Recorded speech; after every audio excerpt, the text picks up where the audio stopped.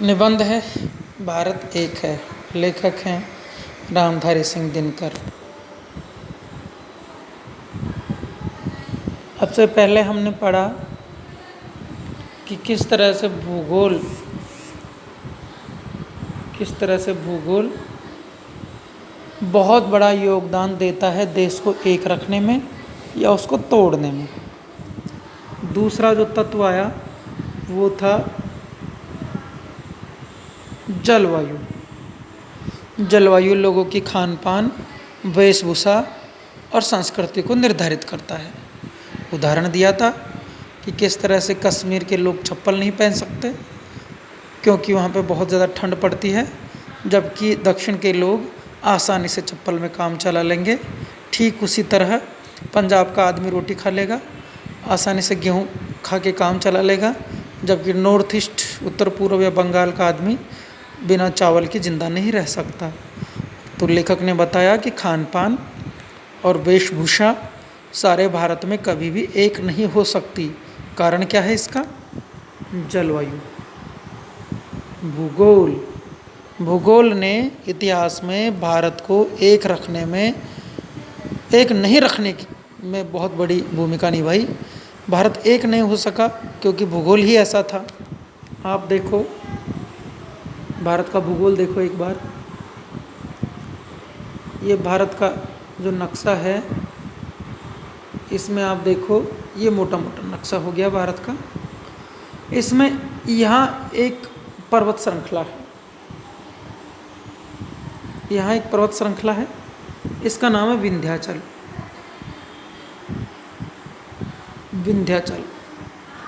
इस पर्वत श्रृंखला के दक्षिण में इधर यहाँ पे दक्कन है और इस नीचे वाला हिस्सा सुदूर दक्षिण है, और ये अपना J&K हो गया। इधर से गुजरात और राजस्थान और दिल्ली और यूपी हो गए। तो लेखक ने ये बताया है कि ये जो विंध्याचल पहाड़ है, इसके कारण दक्षिण में उत्तर भारतीय लोग नहीं जा सके और कंट्रोल नहीं रख सके, और ठीक इसी तरह दक्षिण वाले लोग उत्तर में नहीं आ सके और भारत एक नहीं हुआ। और इसमें नदियों का, बड़ी बड़ी नदियों का और पठारों का, पहाड़ों का योगदान था। अब आगे देखते हैं हम। भारत एक है निबंध में लेखक ने भारत की एकता में भूगोल का योगदान बताते हुए लिखा है कि पहाड़ों और नदियों के द्वारा भारत को बांट कर रखा गया। पहले बताया हमने कि पहाड़ों और नदियों के द्वारा भारत को बांट दिया गया, जिससे देश में प्रांतीयता की भावना आई।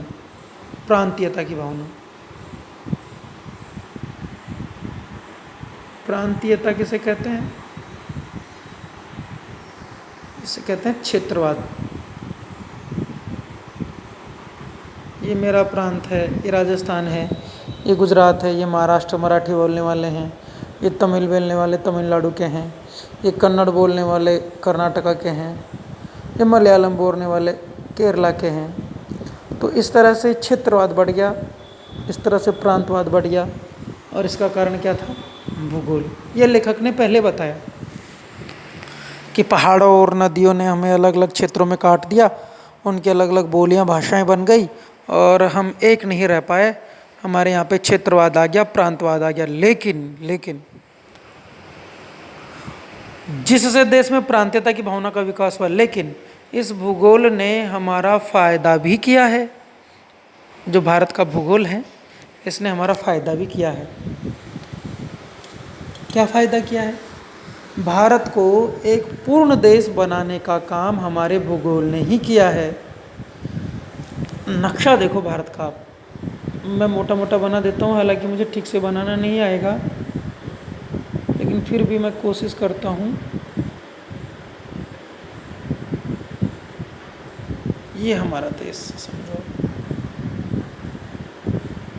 ये इंडिया समझो। देखो, देश को एक बनाने का काम हमारे भूगोल ने किया है। पहाड़ों और समुद्र से घिरे हुए इस विशाल देश में जो एकता का भाव है, वह हमारे भूगोल की ही देन है। आप देखो, ये समुद्र देखो, इधर ये पूरा समुद्र है, ये पानी है, इधर पानी है, पूरा ये समुद्री एरिया है। ये बंगाल की खाड़ी है, इधर ये बंगाल की खाड़ी है, इधर ये गुजरात के नीचे अरब सागर है, इधर ये श्रीलंका की तरफ हिंद महासागर है। देखो, और भीतर से कुछ कुछ बटा हुआ और बाहर से बिल्कुल एक भारत, यही विशेषता है जो बहुत पुरानी है। देखो लिखा है ना, पहाड़ों और समुद्र से घिरे हुए इस विशाल देश में जो एकता का भाव है वो भूगोल की देन है। भूगोल ने हमें एक कर दिया, ये समुद्री तट है हमारा, तो यहाँ तक तो ये कोई आ ही नहीं सकता, ये अपने आप एक हो गया। दूसरा देखो आप, इसका पहाड़ी एरिया देखो, ये एरिया, ये एरिया कौन सा पहाड़ है ये कौन सा पहाड़ है? हिमालय। एक कर दिया भूगोल ने हमें, इधर से कोई आ नहीं पाएगा, इधर से कोई आ नहीं पाएगा हमारी तरफ, कोई आक्रमणकारी नहीं आ पाएगा इधर से, और ये पूरा एरिया एक हो गया पहाड़ की वजह से। इधर भी पहाड़ है, यहाँ तक पहाड़, इधर आ गया ये नीचे समुद्र, इधर पहाड़ आ गया भारत में। आप देखो, तो भीतर से तो हम कटे फटे हैं, कटे कटे हैं, लेकिन बाहर से इस समुद्र ने और हिमालय ने हमको एक कर दिया, और इधर से हमारा रेगिस्तान आ गया राजस्थान का। तो भारत एक प्राकृतिक सीमाएं प्राप्त करने वाला देश बन गया। आगे देखो, यह ठीक है कि प्रांतीयता के जोश में आकर कोई कोई क्षेत्र राष्ट्र की एकता से अलग होकर अपना स्वतंत्र अस्तित्व कायम करने के लिए कोशिश करता है। जैसे पंजाब ने कोशिश की, एक टाइम पे आंदोलन चलाया पंजाबियों ने, खालिस्तान बनाएंगे अलग, अब नक्सली आंदोलन चला रहे हैं और ये लोग अलग होने की कोशिश करते हैं। लेकिन मगर यह भी ठीक है कि सारे देश को एकमात्र एक छत्र शासन चक्रवर्ती राज्य के अंतर्गत लाने का सपना भी यहाँ बराबर मौजूद रहा है। इसको कर लो शासन, यह चक्रवर्ती शासन। देश की इस मौलिक एकता के भाव ने प्रांतीयता के सामने कभी हार नहीं मानी। भारत के इतिहास की यही सबसे बड़ी शिक्षा है, भारत के इतिहास की यही सबसे बड़ी शिक्षा है कि इस देश में राष्ट्रीयता और प्रांतीयता के बीच संघर्ष चलता है। कभी तो ऐसा हुआ है कि बलवान राजा के अंतर्गत देश एक हो गया है, और कभी ऐसा हुआ है कि छित्रता हावी हो गई है जब राजा कमज़ोर हुआ है। दो चीज़ों में संघर्ष चला है, एक तो प्रांतीयता, मैं लिखता हूँ, और दूसरा राष्ट्रीयता।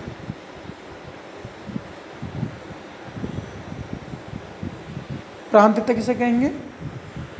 क्षेत्रवाद को। जैसे पंजाबी कहें कि हमारे क्षेत्र को अलग बनाओ, जैसे नक्सली कहें कि हमारे क्षेत्र को अलग अलग बनाओ, जैसे कभी कल मराठी कहें कि हमारे क्षेत्र को अलग बनाओ।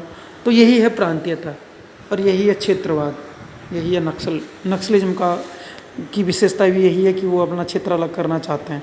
तो हमारे यहाँ पे तो शुरू से ही रहा है कि क्षेत्रीयता यानी प्रांतीयता और राष्ट्रीयता के बीच में संघर्ष हुआ है। कभी तो ये प्रांतीयता जीती है, और जब राजा मजबूत आता है, अशोक जैसा, हर्षवर्धन जैसा, या चंद्रगुप्त मौर्य जैसा, या फिर अकबर जैसा, तो ये राष्ट्रीयता जीत जाती है और सारा भारत एक शासन के अंतर्गत आ जाता है।